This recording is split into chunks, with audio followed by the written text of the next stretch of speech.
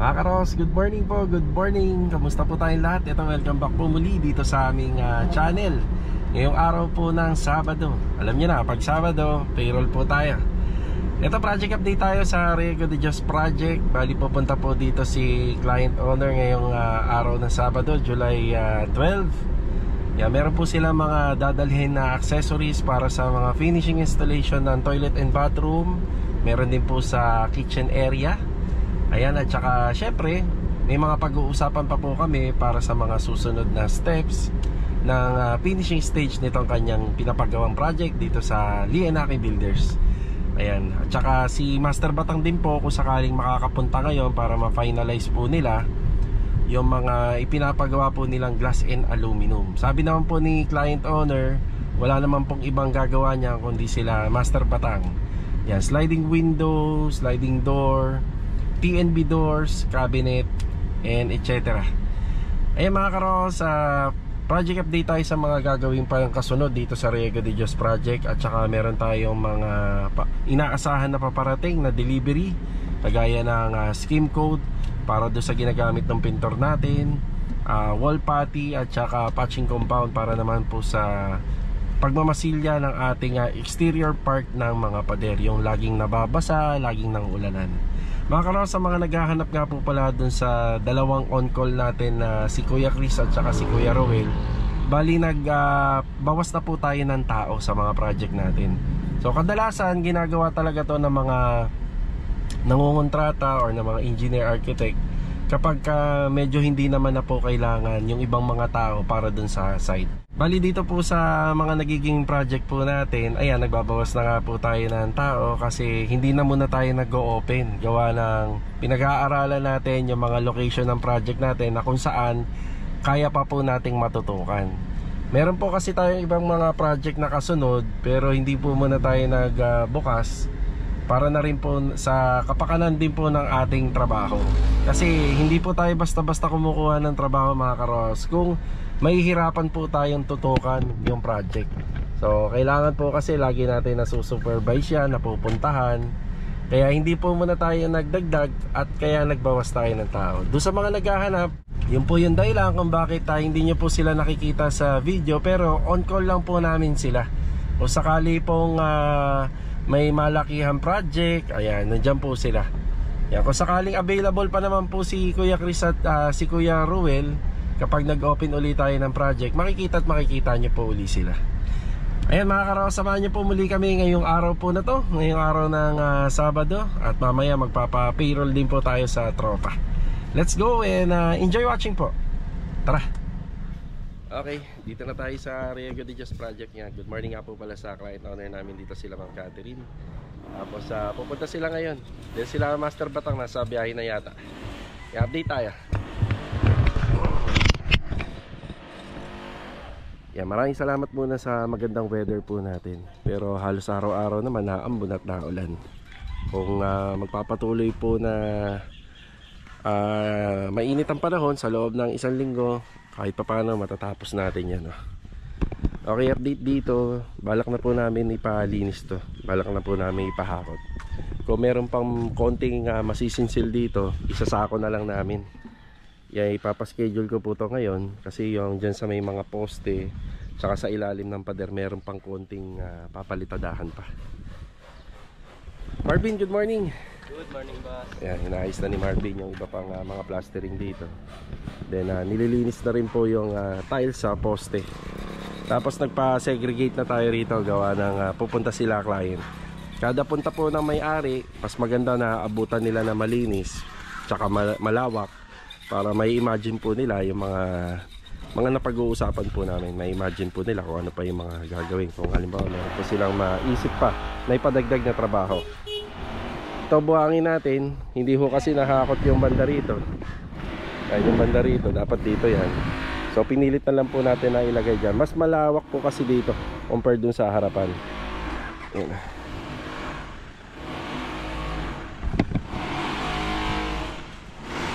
Ito mga binistay na buhangin to na nanggaling dun sa loob. So hinilera na natin siya rito. Kuya Boy, good morning po Kuya Boy. Good morning, boss. Yan, ito yung mga gamit pa po natin dito. Gamitin pa po natin yan. Ito naman pong flashing na to, doon yan, doon sa gilid. Hindi pa natin nalalagyan ng flashing yan. Tapos yung mga tirang pinagtabasan ng yero, magagamit naman po natin na pangharang dito sa tuwing umaalis kami. Tapos yung ibang bakal para sa lababo, yung ibang mga tubular pa, magdadagdag pa nga tayo rito, gawa ng hindi pa natin totally napapabricate lahat nung sa gate and fence. Yan yung mga naiwan na trabaho ni Kuya Alden. Yan, bago siya magkasakit. Scaffolding natin nandito. Yan, mga gamit pa po natin lahat yan. Yan, bistaya nasa gitna. Yan, mas maganda na magbistay dito, gawa ng yung floor area natin dito isa sementado na, madali na siyang linisin, madali maghakot ng kalat. Tapos dito tinutuloy yung masilya. Good morning Kuya Philip. Good morning. Si Rusty, good morning. Kaya Dons, good morning. Good morning. Sana tayo maglalagay niyan doon ng PVC. Sana tayo maglalagay. Sa siyan po. Sa taas, second floor. Okay. Tapos ito, pinababago ko po ito. Yung mababaklas itong ginawa natin kasintada rito. Medyo malaki yung rep nila client. So, 1 metro or kulang-kulang 1 metro yung opening na ipagagawa natin dito. Yan, masilya na po sila. Mga dumating na materyales, ito. Yes. 10 bag po uli ng ating ABC na skim coat. So, bali, sem coat po yan. Para nalipat na dito, para dito. Dito kayo. Magpatulong ka na lang, no? Pipinisin ko lang muna. Sige. Okay. Kamusta yung pang-primer natin? Marami pa? Marami pa, boss. Okay. Palisang palit lang ako, boss. Sige. Yan. Tapos dito nga po pala, meron pa mga paparating pa kasi kailangan na po natin ng exhaust fan. May 2 TNB to. Hindi na kami maglalagay dito kasi well ventilated na to. Kadalasan po sa mga project namin sa Lumina, yan, naglalagay tayo sa ceiling. Yan, dito na lang po tayo maglalagay. Isang exhaust fan dito na 12 inch. Doon din sa taas. Yan, nagpa-order na rin tayo ng mga elbow pa na mga magagamit po rito. Yan. Tsaka kinulan tayo ng clip. Yan, pinasabay na rin po natin. Yung magiging design dito, isa cove ceiling siya, may konting adjustment. Kaya abangan natin. Tapos itong pintuan po na to, magalaw. Yung pintuan na po to, ay mapapalitan po. Papalitan po natin ng solid panel din. So ito isa molded door. Ayan. So ipapalit po natin yung solid panel. Ayan sa taas. You know. Bilo, good morning. Good morning. Yan, dito pa lang kita na po natin kung ano yung magiging sukat ng partition. So ito yung sa ceiling, nitong stairs, yung hallway natin, bedroom 1, yan, bedroom 2, yan, mas malaki si bedroom 2. Kasi pinasakop nila client hanggang dito yung hulog ng partition. Dapat to may hallway kasi to. Yan. Tapos dito naman makikita nyo, para siya nagkaroon ng another beam or biga. Bali, ang tawag na lang po dyan is tumble na lang. Gamit yung metal paring at saka yung gamit yung Python boards. So, ang purpose niyan, para yung ilalagay natin na edging between dun sa wall and ceiling, may paikot natin. Maganda siya tingnan. Papaikot po natin yan. Ginagawa ni Bilog dito. May abang na ba yan para sa exhaust? Kailangan namin yung exhaust. Okay, so Diretso kabit na. Diretso kabit na. Yung pasingawan, i-diretso na. Okay. So ang ventilation niyan, saan lalabas? Diyan sa taas. Sa taas. Sa bubong na, no? Okay, kasama yung pasingawan. Yan sa bubong na. Ang height natin ito, Bilog, mga ilan pumapalo to sa flooring? 240, mga ganun. 243. 243, ayun. Pwede na. Kasi yung floor area naman natin, aangat pa. Tapos maglalagay ng PVC panel. Ang tinitingnan natin dito yung height ng Bilog, yung hindi magkakaroon ng zero sa tiles. Hindi naman, no? Hindi, labo. Okay. Kasi yun ang kinukuhang basehan ng sukat, mga karohaus, na hindi siya magkakaroon ng maliit na zero ibabaw or sa taas. Ganun din dito, ayan, kita na natin. Ito yung hallway. Yan, hallway yan. Tapos bedroom 3. Then master's bedroom sa dulo. Siyempre, mas malaki to. Ito, mas malaki. Yan, naglinis na rin yung tropa rito.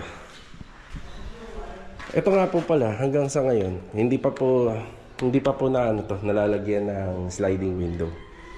Pero gustong-gusto ko na mapalagyan na. Ngayon, lalagyan na lang po natin ng dyaryo yun. No? Tatakpan na lang po natin para hindi siya lagi nadudumihan. Yan. Dadaan pa sa maraming proseso to para makinis na natin na may turnover. Tapos yung bubong naman, talaga namang minsan nadudumihan yan. Pero madali na yan kapag finishing na, lilinisin na lang.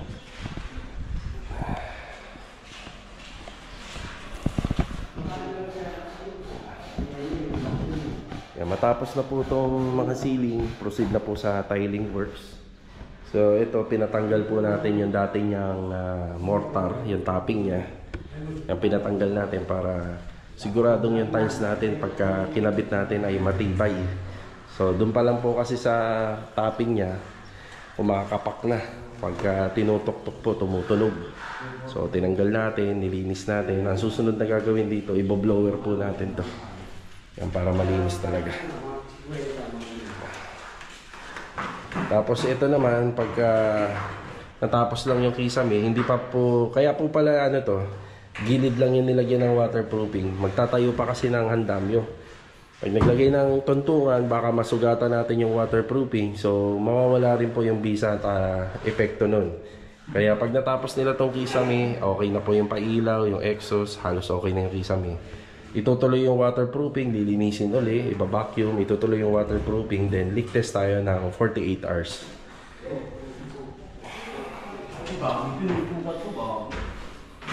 After lang ng ceiling, no? Itutuloy na yung waterproof. Ayan. Pinaalala natin.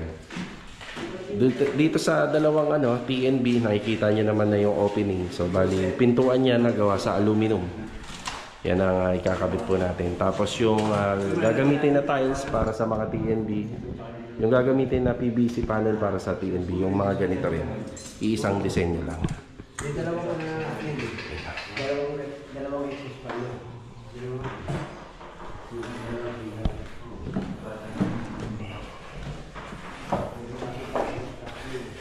Yung nagtrabaho kami dito sa Riego de Dios Project, dito namin naramdaman yung kaluwagan ng trabaho kasi maluwag yung area, meron tayong stock file. So gusto ko lang sabihin, pero ikukumpara natin doon sa mga subdivision project natin dito sa Lumina tsaka dito sa Anyana, medyo mahirap gumawa. So dito hindi pa ganun kahigpit. Hindi ko kami nag-gate pass dito. Ang pinaka gate pass na po namin dito is yung permit, yung construction fund permit. Kaya dire-diretso. Basta ang usapan lang is wala maghahalo sa kalsada. Tapos yung basura o kalat natin, debris, hindi po lumalagpas sa kalsada. Yan, yung nag-umpisa kami dito, nagkaroon din ng konting adjustment kasi syempre hindi papatag yung floor area natin dito sa may garahe. Ngayon nung pinatapos na natin to, yun, doon na natin naramdaman yung kaluwagan. Yan, dito sa project natin. Bali, hinintay na lang po natin sila Master Batang at saka sila client. Yan na. Usapan namin mga 11:30. Okay, ingat. Mamaya na lang ulit. Akala ko service, kinuha na may-ari. Okay. Yan. Break time po muna. Yan, break time. Sige, Kuya Boy. Ingat ha. Yan na. Bali ito mga karokas habang break time. Yan, shoutout po kay Sir Alexander Magbadwa at saka kay Mrs. Josephine Magbadwa from Pasig City. Yan, God bless sa inyo. Yan, shoutout na rin po kay Rowena, kay Alvin at saka kay Derek Pangamiban from Pampanga. Yan, God bless po. Tapos binabati ko na nga rin po pala ng happy birthday si Ma'am Josephine Espinosa. Yan, God bless. More birthdays to come po. Ma'am, magandang araw po. Medyo na ano kami. May pasalubong pa. Ay, ito po yung dala nyo. Mukhang marami, no? Opo. O siya, sige. Sila Batang naman po, ipapunta na. Sige. Okay. Sila Master Ryan, Vincent. Master Batang. Shut out. Hindi kayo nakita ni Ma'am na nakaraan, di ba? Ayan, nandiyan na sila. Sige pre, doon sa taas mo na. Nag-update lang ako rito. Nanggaling itong mga materyales na dala-dala nila client dito sa may Avenida sikat na bilihan yan eh. Yung nag-uumpisa pa lang ako, madalas dun kami. Nag-uumpisa pa lang ako mangontrata na. Tapos ito, dalawang water closet. Tapos meron na rin pong towel rack. Siyempre may shower set, water heater, basin lavatory, pull out basket. Tapos meron po silang dala na kitchen sink. Ito pong ganitong kitchen sink pang outdoor doon. Tapos LED wall mirror. Yan, dalawa rin yung water heater. Tapos lababo. Tsaka ito, yung isa. Yan na. Bali, bubuksan ko na lang po itong isa. Ito pala yung ano. Ano ba ito? Stainless steel handmade. Ito yung sink. Ito, hindi ko alam kung ano to. Buksan muna natin. Tapos kaya nandito sila Master Batang ngayon, ipa-final po nila yung mga ipagagawa nila client. Siguro nagkasundo na sila sa presyo. Yan na, meron lang pong adjustment siguro. Laki na sliding door na to. Tapos pagdating naman po dito, yan na, complete set yan ng cabinet. Simula po dyan sa asintada namin hanggang dito. Yan ang magiging dining area. Hindi na po namin inusog yung kitchen counter. Dito medyo maliit lang yung cooktop area at saka yung sink. Yan, hindi ganun kahaba pero babawi yan dito sa bar counter kapag nagawa yung bar counter.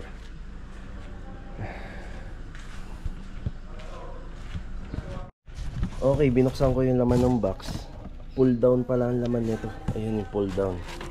Nakapagkabit na rin ako nito sa bahay. Yan, pinakabit ko kila Master Batang. Yung pinagawa ko sa bodega yung cabinet set namin. So itong pull down na to, nahihila po siya. Tapos syempre parang may hydraulic na rin. Once na binitawan mo, kusa siyang babalik paangat. Yan. Nakakapagbigay din po ng modern look, modern design sa cabinet set. Kaya maganda rin po na meron yan. Yan, sa pagkikita namin nila Master Batang na to, iso-surrender ko na sa kanila to. Ito, tsaka yung pull out basket. Tapos may iwan na rito yung water closet and basin. Dadalhin ko muna sa bodega yung mga accessories para sa mga finishing installation. Kasama yan. Tsaka yan nasa box. May cutlery tray po kaya tayo, ma'am? Meron dyan. Kukuhanin ba namin to? Dito na kukunin nyo na. Ha? Kukunin nyo na.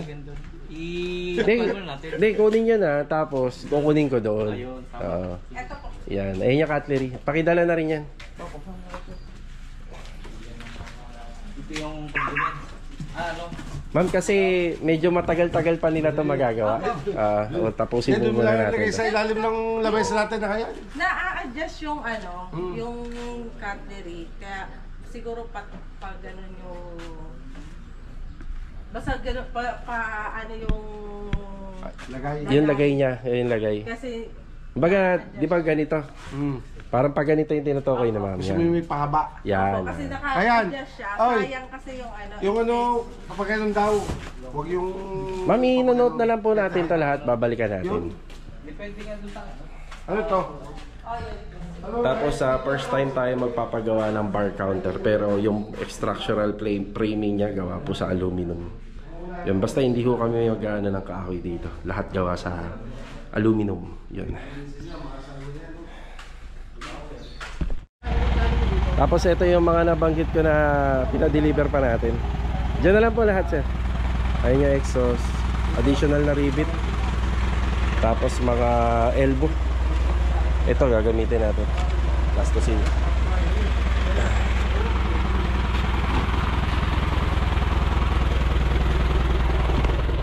Elbow, kuya. Ayun. Ano pa karga nyo? Yung mga wall putty. Nandyan po. Patching compound, wall putty. Meron po. Sige. Dalawa pa ako lang. Sige.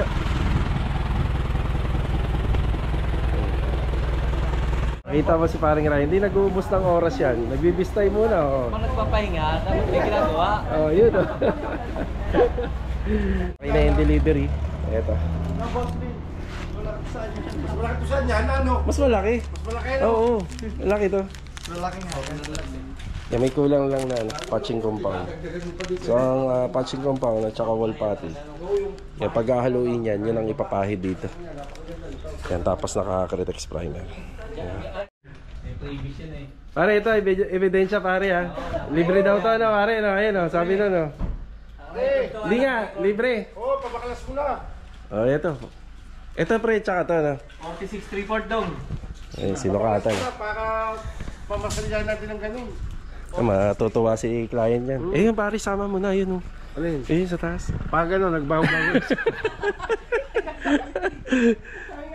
Pero pag gano'n, magpangit, lalo na pagkagandahin natin. Ayun. Ito kasi hindi na pinakamapalitan niya na to, ni client. Pero ito bago, yung mga sa window. Sayang naman daw kasi. Pero yung ano kasi nito, anong tawag yun pre? Yung brand niya. Hindi, tsaka yung pagkakagawa, iba. Ayan oh. Oo. Yan, prinina ni Master Batang itong dalawa. Libre na daw. Yung sa taas lang, hindi kaya. Hindi na daw kaya to. Pero kung malapit na matapos yung renovation, 2 bintana na lang naman yan, baka kaya nang ihabol ni client. Di pre, baka pagdating din ng pag malapit matapos, baka ipahabol yan ni ma'am. Oo. Patagal mo na lang to. Ito papatanggal. Kuskus mo na rin ng gano'n. Nang makinis na. Yung pamasalyahan mo na rin. Sige, sige. Huwag masyadong makapal ha. Dito lang susundin sa loob. Sige. Sa loob tayo. Kasi pag kinapalan pa, baka sumikip ang bitana. Sige. Dito na lang. Kasi mas malapad kayo rito, no? Di ba? Oh, Mas maganda na yung boss Lee kasi dito. Ano ba yung pare? Totoo ba yan? For the record. Hindi. Wala daw budget, hindi ako bala. Oo.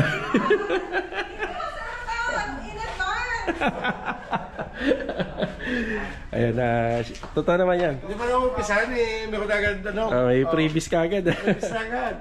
Gusto mo lahat paltatin, bintana na. Sige po ma'am, maraming salamat po. Thank you po ha. Thank you sa time sir. Sige. Update na lang po ako ma'am. Yes po. Ingat po. Okay na sila client dito.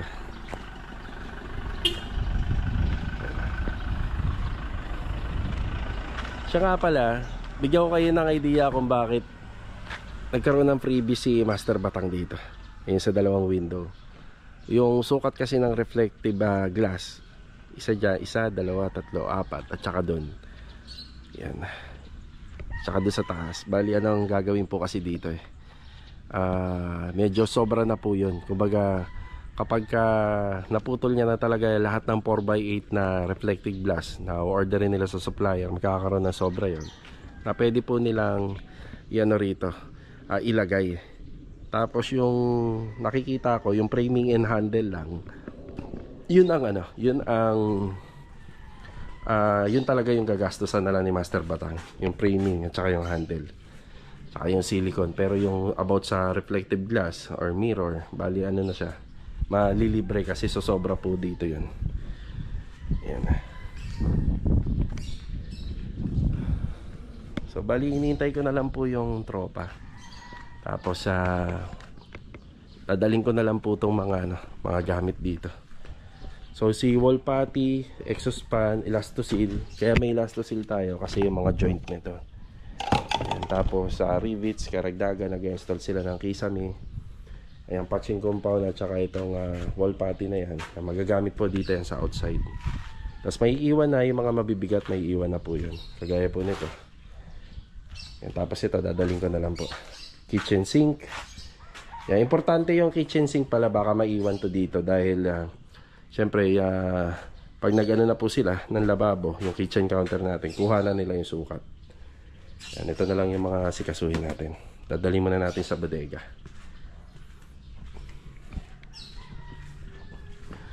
Ayan, maraming salamat sa pagbisita ni client at pagpunta. Salamat at nagkaroon silang ekstrang oras. Sa kanila po nang galing yung pagpaprovide po ng ibang materialis natin dito sa unit.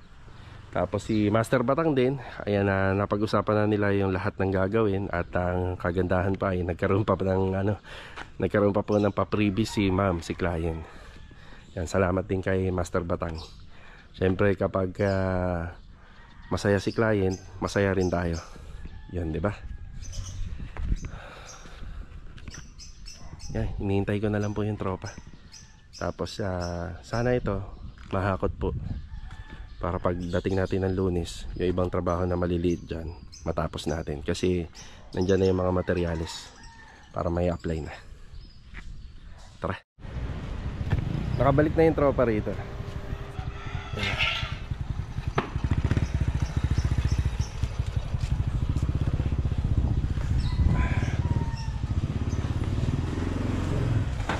May iniwan si client. Pag-hati-hatian na lang natin ha.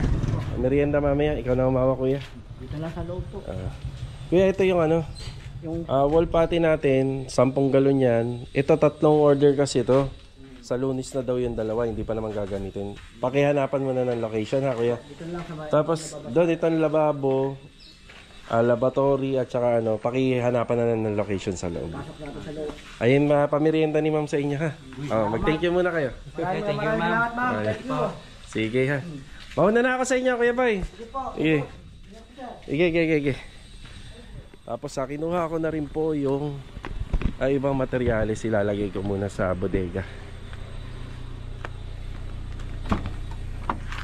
Yan. Okay. Hanggang dito na lang po muna yung vlog natin mga karos. Kita-kita na lang ulit for the next video. Paalam po muna. Tara.